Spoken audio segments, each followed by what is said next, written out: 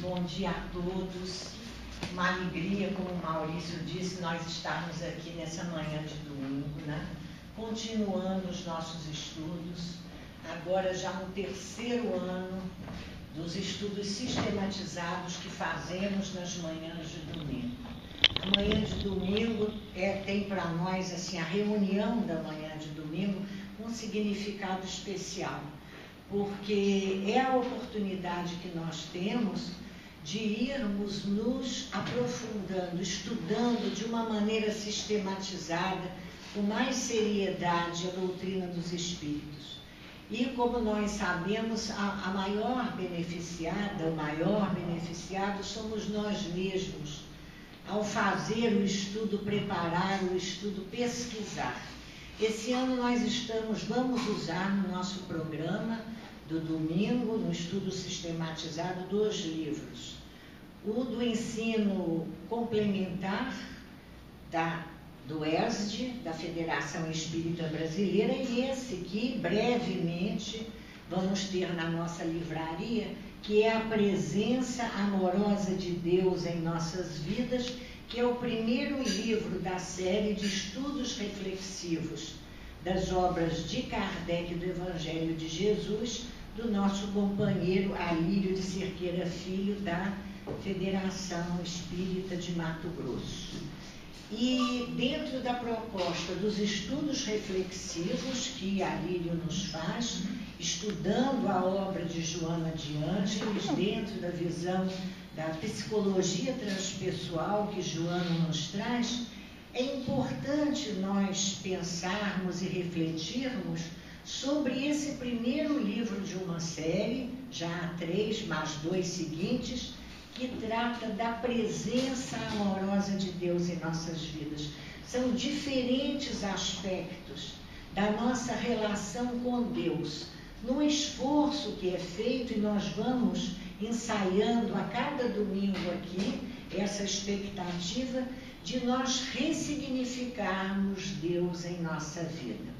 Voltando um pouquinho ao que falamos na semana passada, quando o enfoque do nosso estudo, o primeiro estudo dessa série de palestras, de temas que falam sobre a presença amorosa de Deus em nossas vidas, nós vimos que a criatura humana, nós, nesse século XXI, não é?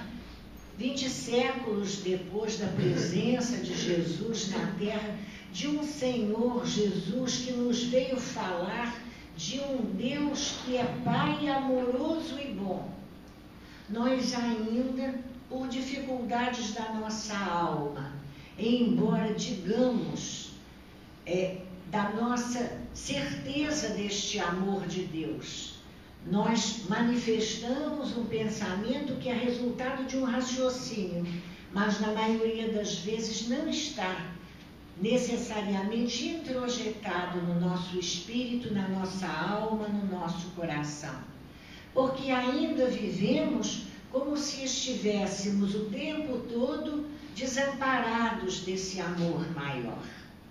Quantas vezes conversávamos agora ainda de manhã com uma companheira dizendo isso.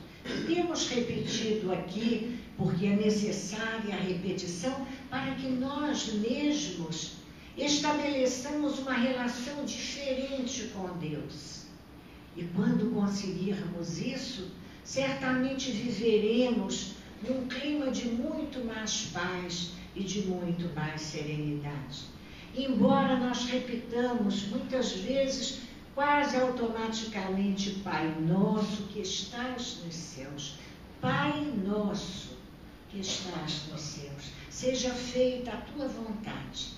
Na hora em que surgem as dificuldades da nossa vida, os pequenos problemas que fazem parte do nosso cotidiano, o nosso sentimento é de desamparo. Nós sentimos medo da vida, medo das situações da vida, num comportamento paradoxal em relação às ideias que nós manifestamos.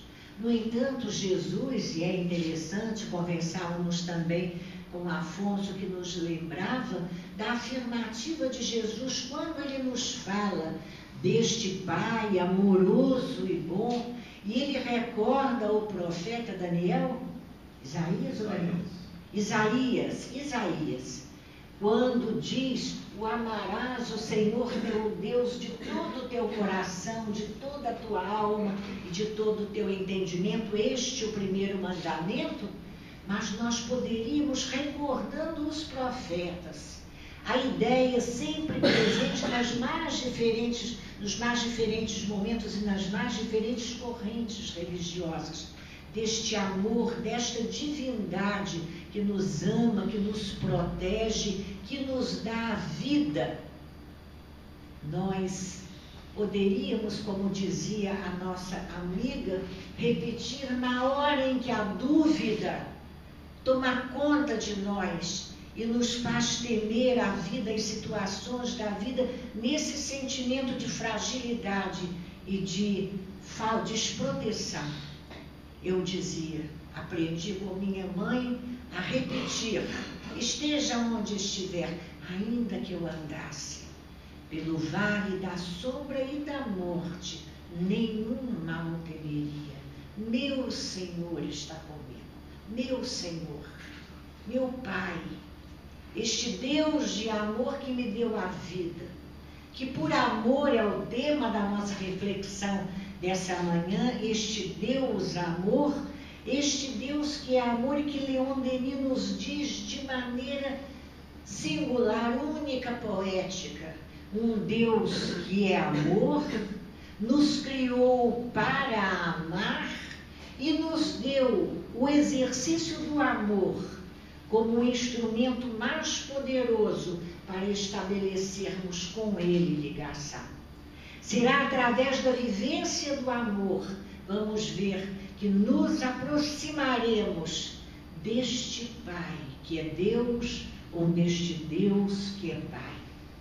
Deste Deus na sua função de paternidade, como nosso companheiro nos diz, um Deus que, embora chamemos Pai, se manifesta amorosamente num sentimento maternal dentro das nossas referências humanas, de amorosidade, de cuidado, de doação por todos nós. E embora sintamos assim, a verdade é que muitas vezes nos comportamos, como vimos a semana passada, temerosos de Deus, nos sentindo culpados, nos sentindo castigados pelas situações da vida, tentando delegar a Deus a responsabilidade da construção da nossa própria felicidade. É a ideia errada e ilusória, ainda dentro da nossa pouca compreensão, de um Deus que vai fazer por nós, que nos coloca muitas vezes numa condição de decepção. Entregamos a Deus os nossos problemas e Deus nos devolve os problemas, na expectativa de que Ele possa nos auxiliar a resolvê-los, mas jamais resolver por nós. Pedimos a Deus que resolva os problemas da nossa vida, quando melhor seria se pedíssemos a Ele a inspiração necessária para encontrarmos nós mesmos a solução desses problemas. Aí o mérito, aí o crescimento, o aperfeiçoamento, a iluminação. Então, terminamos a semana passada com a afirmativa de Jesus: amarás o Senhor teu Deus, repetindo o profeta, como dissemos, de todo o teu coração, de toda a tua alma e de todo o teu entendimento. Mas é preciso buscarmos o significado mais profundo desta afirmativa do Senhor Jesus, percebendo o que representam essas palavras. Amarás o Senhor teu Deus de todo o teu coração, de toda a tua alma, de todo o teu entendimento. Então nós vimos que amar de todo o entendimento é saber, é buscar, conhecer, é refletir sobre as notícias que nos são trazidas deste Deus.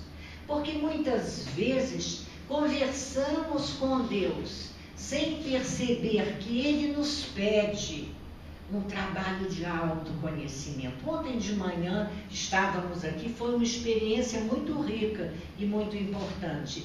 E uma das nossas companheiras da comunidade da Rocinha, que estava conosco, ela, durante a palestra, ela pediu a palavra e disse: eu sinto dificuldade em perdoar. O tema era o perdão, porque tenho muita mágoa dentro de mim. Então, ela dizia de uma situação que é muito conhecida por nós. A gente quer perdoar. A gente sabe que o Evangelho de Jesus nos recomenda o exercício do perdão. Mas a gente luta com o sentimento que está dentro de nós, como ela também se expressou, dizendo: eu tenho uma mágoa muito grande. Nessa hora, nós precisamos buscar Deus em todo o entendimento, sabendo. E conversamos com ela e dissemos: presta atenção, querida amiga. Quem é esse? O filho. O filho que te parece ingrato. Te parece ingrato. Por que é ingrato? Porque ainda não sabe agir de uma maneira melhor. Nós somos espíritos em evolução. Da mesma maneira que este filho que ainda desconhece a alegria de uma ação melhor, mais ética, mais justa, de acordo com o teu pensamento, ainda age com você de uma maneira que te maltrata. Nós também, na nossa fragilidade, na nossa imperfeição, agimos assim com aqueles que estão junto a nós.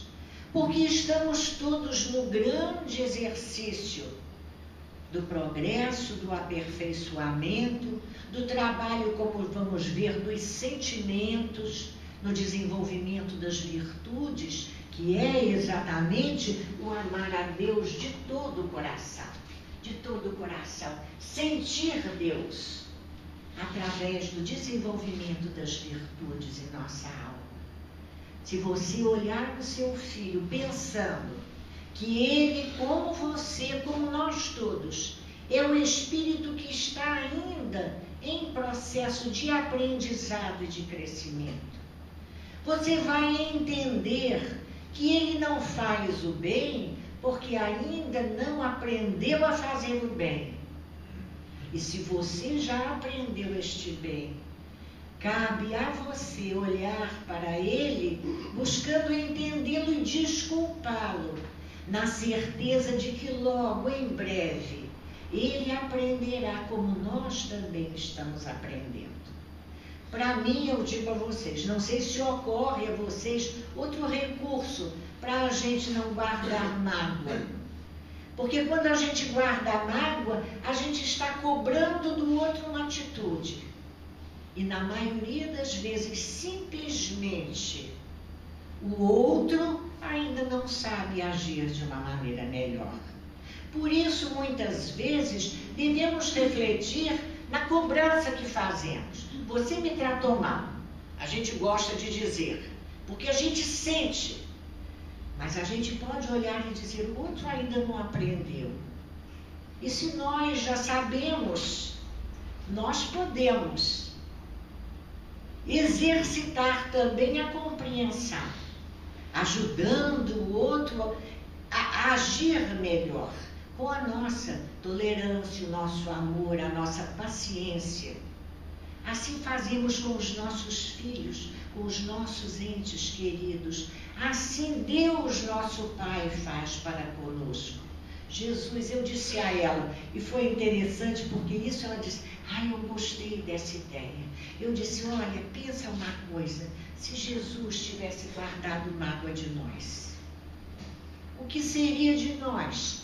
Se o Senhor Jesus guardasse mágoa das nossas atitudes, da nossa ingratidão para com o seu infinito amor. No entanto, ele olha a multidão transviada, ele percebe, sofrendo conosco as dores que seriam naturalmente consequentes do nosso mau agir. Ele pede a Deus Pai que nos perdoe e ele diz que continuaria conosco por todos os séculos. Isto é a vivência do amor. A vivência de um amor que nós vamos, neste amor, nos exercitando. Porque também ontem, em nossas reflexões, ao final do trabalho da manhã, o companheiro falou, mas este amor verdadeiro, nós só poderemos viver quando nem mais encarnarmos na Terra e formos espíritos puros. É verdade. Este amor dos espíritos puros, nós nem temos condição de mensurar. Mas precisamos desenvolver todo o amor capaz aos espíritos que estão nesse nosso patamar evolutivo. Se não somos capazes de amar como os espíritos puros, é preciso que ao menos saiamos das malhas que nos aprisionam do egoísmo e do orgulho, no exercício inicial, primeiro, um preliminar de vida, fazendo, desculpando, não cobrando, não apontando o erro do outro, pela percepção de que nós erramos também. Então, amar a Deus na dimensão do saber, é buscar entendê-lo, entendendo as suas leis divinas através da reflexão e do raciocínio. Amar a Deus com todo o amor do nosso coração é buscá-lo na dimensão do sentimento, coração, sentimento, buscando o desenvolvimento das virtudes em nossa alma. Buscar Deus na dimensão do amor é exatamente exercitarmos o nosso sentimento na vontade de buscá-lo, de nos aproximarmos dele, vivenciando, entendendo, sentindo, vivenciando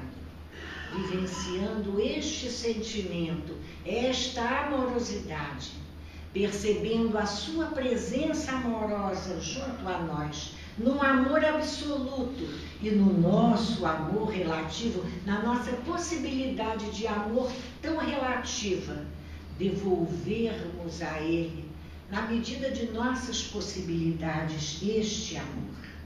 Amar a Deus significa, se vamos buscar o que é amar a Deus, muito mais do que apenas louvá-lo e adorá-lo em práticas externas, que vimos aprendendo a desenvolver através do tempo, significa buscar com todo o esforço atender ao cumprimento das suas leis divinas, porque as leis de Deus manifestam a vontade desse Pai. E a vontade desse Pai se resume em criar por amor filhos e amá-los, desejando a sua felicidade. É por isso que em O Livro dos Espíritos nós vemos a afirmativa dos Espíritos a Kardec dizendo que o homem é infeliz todas as vezes em que se afasta do cumprimento das leis de Deus, porque é no cumprimento das leis de Deus que nós vamos encontrar felicidade. Voltamos a afirmar neste esforço de desconstrução do nosso sentimento. É tão fácil percebermos como ainda temos dificuldade nesta conexão real com Deus, com esta força criadora de tudo que existe no universo, quando percebemos muitas vezes, através do entendimento, que é preciso cumprir as leis de Deus. E na vida, ao vivenciarmos este exercício, nós nos sentimos constrangidos pelas leis de Deus. Agora que eu sei, não posso mais fazer as coisas de que eu tanto gosto. Muitas vezes não pensamos assim? Não, agora eu sei que não posso mais agir assim. Estamos felizes ou constrangidos pelas leis de Deus? Muitas vezes nos sentimos ainda constrangidos. A nossa consciência, onde as leis de Deus estão escritas, chama a nossa atenção. E a gente diz, puxa vida, parece que antes eu até era mais feliz. Quando eu vivia sem conhecer essas leis. As leis nos constrangem, ao invés de nos fazerem felizes. O sentimento que precisamos encontrar, trabalhar para encontrar na vida e dentro de nós mesmos, é o sentimento de profunda alegria nesse contato com Deus. É o festejar esta comunhão com Deus. Se a vivência das leis divinas, se a presença de Deus junto a nós nos constrange, é preciso que nos reexaminemos para modificar este sentimento ou esta sensação. E aí vai muito nos ajudar nós lermos refletindo a beleza de duas mensagens do Evangelho segundo o Espiritismo, no capítulo 11, itens 8 e 9. A mensagem do Espírito Lázaro, no item 8, e de Fenelon, no item 9. É uma beleza o texto, nós vamos ler uma partezinha, porque seria impossível reproduzir a beleza da mensagem. Diz o Espírito Lázaro na primeira mensagem. O amor resume a doutrina de Jesus toda inteira, visto que esse é o sentimento por excelência. E os sentimentos são os instintos, elevados à altura do progresso feito. Em sua origem, o homem só tem instintos. Quanto mais avançado e corrompido, só tem sensações. Quando instruído e depurado, tem sentimentos. E o ponto delicado do sentimento é o amor. Não o amor no sentido vulgar do termo, mas este sol interior que condensa e reúne em seu ardente foco todas as aspirações e todas as revelações sobre-humanas. Que beleza! O amor, não no sentido vulgar do termo, mas esse sol interior que condensa e reúne em seu ardente foco, agora sem acento, todas as aspirações e todas as revelações sobre-humanas. Amor. Sentir este amor como um sol interior. A gente poderia parar e se perguntar, será que sentimos assim? Será que já conseguimos conectar dentro de nós com essa essência amorosa que existe em nós? Não duvidemos nisso. Existe em nós como marca da nossa filiação divina. É a herança que Deus nos dá. Está em nossos genes, está em nossas células, em todo o nosso corpo físico e espiritual, porque nós somos amor, partículas do grande amor, pela nossa condição de filhos de Deus. Somos capazes de conectar essa essência amorosa? Somos capazes de nos sentir amorosos? Somos capazes de nos imaginar um dia transbordando amor? Das passagens mais lindas do Evangelho, já nos Atos dos Apóstolos, e eu às vezes fico meio repetitiva, porque quando a gente gosta de umas coisas e gosta para sempre. Não há nada mais lindo e mais próximo do que a gente possa ter como compreensão de a gente pensar o apóstolo Pedro. Aquele Pedro da negação, aquele Pedro do coração duro do primeiro momento, aquele Pedro rude, ignorante, que não conseguia entender a mensagem de Jesus. Essa manhã eu acordei meio cedinho hoje, sei lá nem bem porquê, e aí fiquei pensando nessa lição tão linda e me lembrei de uma passagem, nem botei aqui no meu resumo, mas vou contar para vocês, porque me lembrei hoje de manhã. Está num dos livros de Humberto de Campos, nosso irmão X, quando Jesus chama Pedro. Jesus ainda na terra chama Pedro e pede a Pedro que vá à casa de uns moradores ali naquela aldeia, à beira do lago de Genezaré, para ajudar, porque havia na casa uma grande confusão. Que Pedro fosse lá verificar e ajudar. E Pedro vai, deixa ali Jesus e os companheiros e vai atender de boa vontade a recomendação de Jesus. Daí a pouco volta Pedro muito contrafeito, muito contrariado, e diz: Senhor, impossível ajudar. Aquela mulher fala impropérios o tempo todo. Os filhos brigam. O marido age de maneira desonesta. E ele vai enumerando todo o tumulto que ele encontra naquelas pessoas ainda dentro de uma situação de grande desarmonia. E Jesus pacientemente escuta Pedro, listando todas as dificuldades percebidas. E depois que Pedro termina na sua reclamação, justificando a dificuldade daquela família, Jesus diz simplesmente para ele: mas por isso eu te pedi para ir lá.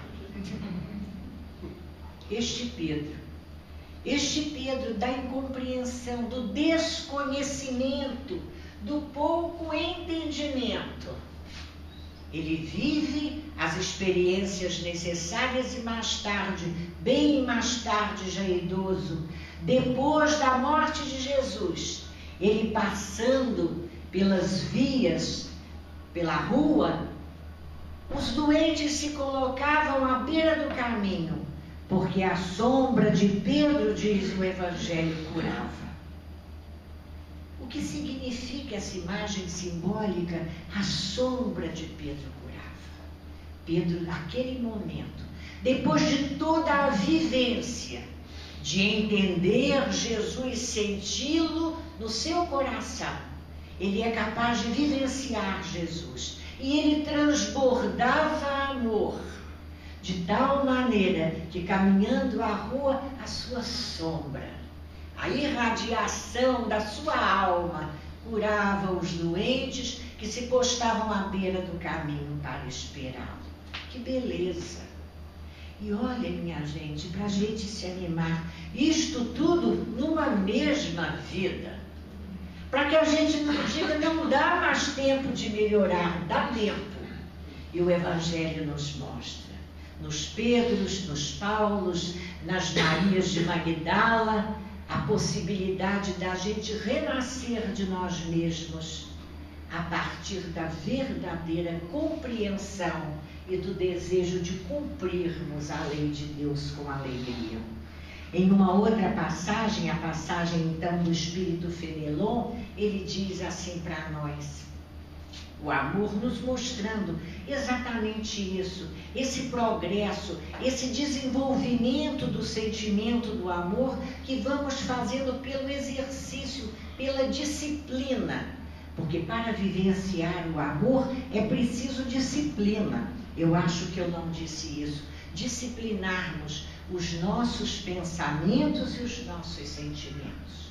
E é através da disciplina que nós vamos percebendo, como nos diz Fenelon, que esse germe se desenvolve, o germe do amor que existe em nós, e cresce com a moralidade e a inteligência.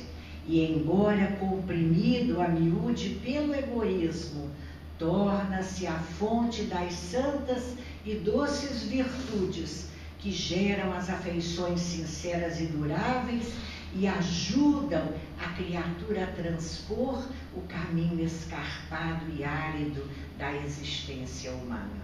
E Fenelon continua dizendo para nós, e é muito interessante essa afirmativa dele, que às vezes nos passa desapercebida no estudo da mensagem. Quando ele nos diz assim: nos mundos superiores, o amor recíproco é que harmoniza e dirige os espíritos adiantados que habitam esses mundos. O amor recíproco. Por isso estamos tão longe dos mundos adiantados, não é verdade? Porque ainda estamos ensaiando essa troca. O grande desafio, repetimos, do século XXI são as lutas da convivência. Porque é nas lutas da convivência que percebemos ainda todas as nossas dificuldades. Essas dificuldades que vêm do nosso egoísmo, da nossa soberba, do nosso orgulho, da nossa pretensão de mais saber, de mais poder, de mais sentir, de mais entender, tudo mais nós. E deixamos de fazer as trocas que são alimento, abastecedoras do nosso espírito, como nos diz Fenelon. O amor recíproco harmoniza e dirige os espíritos adiantados que habitam esses mundos. E ele nos vem com uma notícia importante, dizendo: e o vosso planeta está destinado a, em breve, realizar esse progresso. Que bom! Em virtude da transformação social, porque passará o planeta quando os homens praticarem esta lei sublime, a lei do amor, que é reflexo da divindade. Então, Fenelon, nessa mensagem, 1800 e qualquer coisa, na segunda década do século XIX, ele já fala para nós dessa possibilidade, desse momento de transição da Terra. Tema do nosso encontro dos dias de carnaval, para que todos estão convidados, ele já nos vem falando no século XIX, deste momento que, segundo a vontade de Deus, chegava para nós o tempo da regeneração, da transformação da Terra, deixando de ser um mundo de provas e expiações para ser um mundo de regeneração.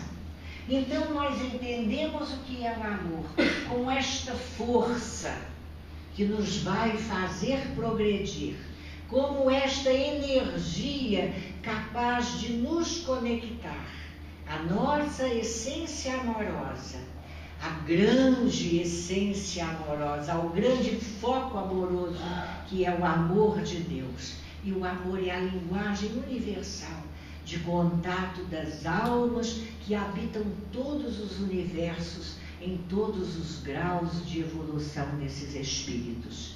E para nós ainda entendermos isso, vamos buscar, é preciso que nós compreendamos a nossa missão de espíritos imortais. Por quê? Essa necessidade do progresso. Somos espíritos imortais.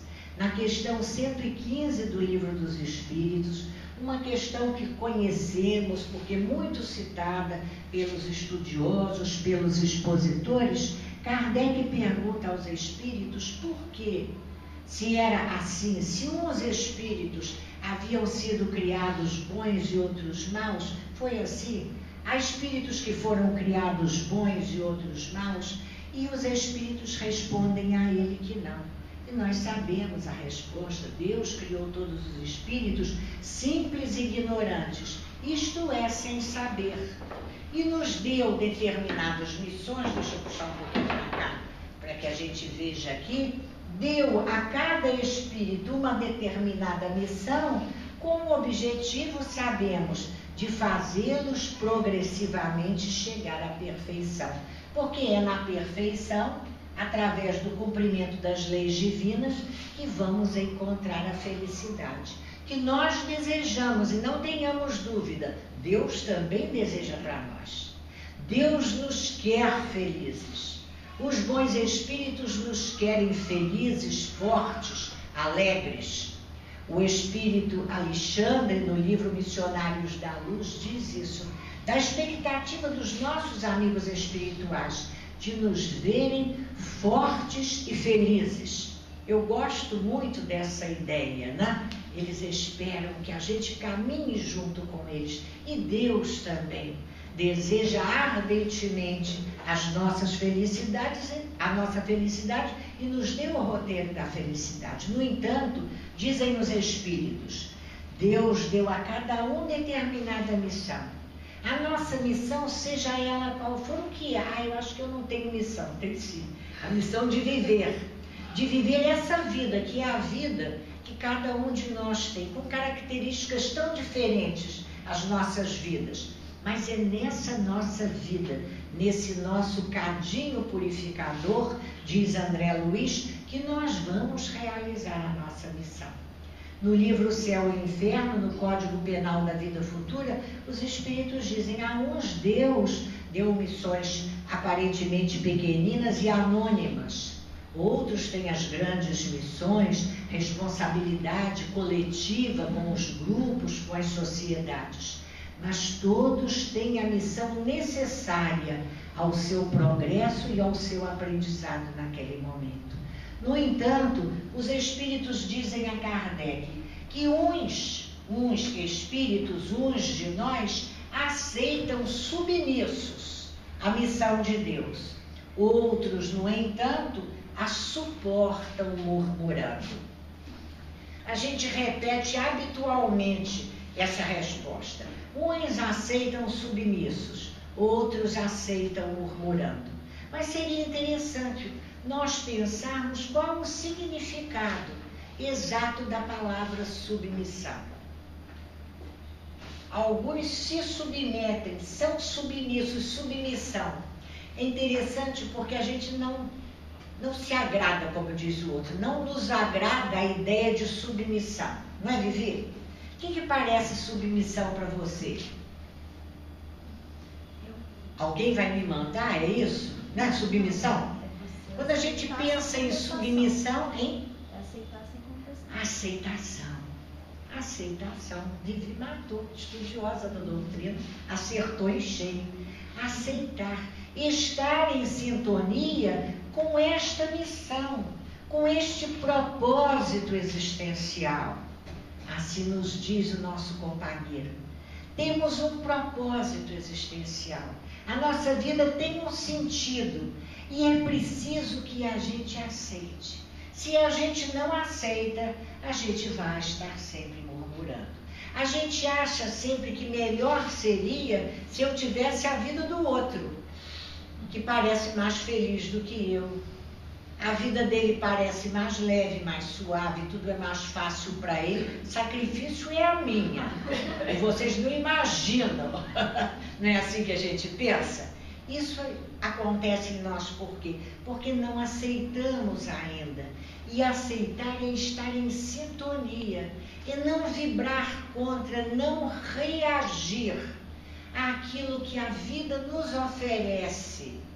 Nos dizendo, olha, é na vivência dessas experiências que você vai progredir. A gente reage como a criança que não gosta da matemática e não quer aprender a matemática, sem entender que é no aprendizado da matemática que ela vai passar de ano, progredir. Não adianta reagir, é preciso aprender. As situações difíceis da nossa vida nos mostram claramente quais são as nossas áreas frágeis, as nossas sombras. E está difícil suportar fulana. Pois é essa a lição necessária. Repete, repete, repete, até aprender. Porque se está difícil realizar esse trabalho, essa experiência, essa vivência, é porque aí nós ainda não temos recursos. Então é preciso trabalhar para ter recursos para enfrentar a situação.